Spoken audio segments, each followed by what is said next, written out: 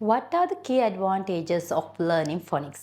phonics ඉගෙන ගන්න එකේ තියෙන වාසි මොනවද? මෙන්න මේක ගැන කතා කරනකොට දරුවන්ට විශේෂයෙන්ම ඉංග්‍රීසි අකුර සහ ඉංග්‍රීසි අකුරු වල ශබ්ද ඒ වගේම තමයි ඉංග්‍රීසි අකුරු දෙකක් හෝ කිහිපයක් එකතු වෙලා හැදෙන කොට මොනවද එන ශබ්ද. මෙන්න මේ දේවල් දැන ගැනීමෙන් ඉංග්‍රීසි වචනයක් වරද්දන්නේ නැතුව ලියන්න පුළුවන්. ඒ කියන්නේ ස්පෙලිං මිස්ටේක්ස් වෙන්නේ නැහැ. හරි? ඒක තමයි පළවෙනි එක.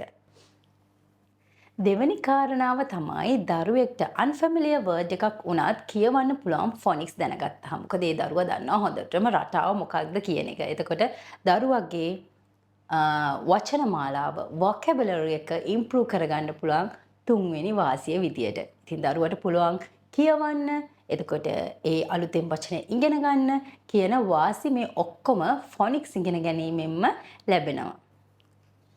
හතරවෙනි කාරණය තමයි pronunciation කියන දේ හොඳට හදාගන්න පුළුවන් දරුවෙක්ට ෆොනික්ස් දැන ගැනීම තුලින්. මොකද ගොඩාක් ලංකාවේ දරුවන්ගේ ප්‍රශ්නයක් තියෙනවා, වැඩිහිටියන්ගේ ප්‍රශ්නයක් තියෙනවා, pronunciation ගොඩක් වෙලාවට වර්ධිනවා.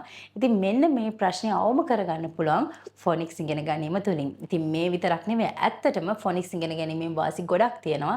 දරුවෙක්ට ඉංග්‍රීසි කියවීම, ඉංග්‍රීසි කතා කරන්න, vocabulary එක improve කරගන්න, pronunciation හදාගන්න සහ බය නැතුව confidence එක improve කරලා ඕන තැනක ගිහින් කතා කරන්න, ඕන පොතක් කියවන්න වගේ ගොඩක් වාසි තියෙනවා. I think phonics කියන්නේ අන්න එහෙම දෙයක්. ශබ්දානුසාරී ඉංග්‍රීසි කියවීම මේව තමයි වාසි. ඉතින් ඔබේ දරුවටත් ෆොනික්ස් වලින් ඉංග්‍රීසි කියවීම උගන්වන්න අදම පටන් ගන්න අමතක කරන්න එපා.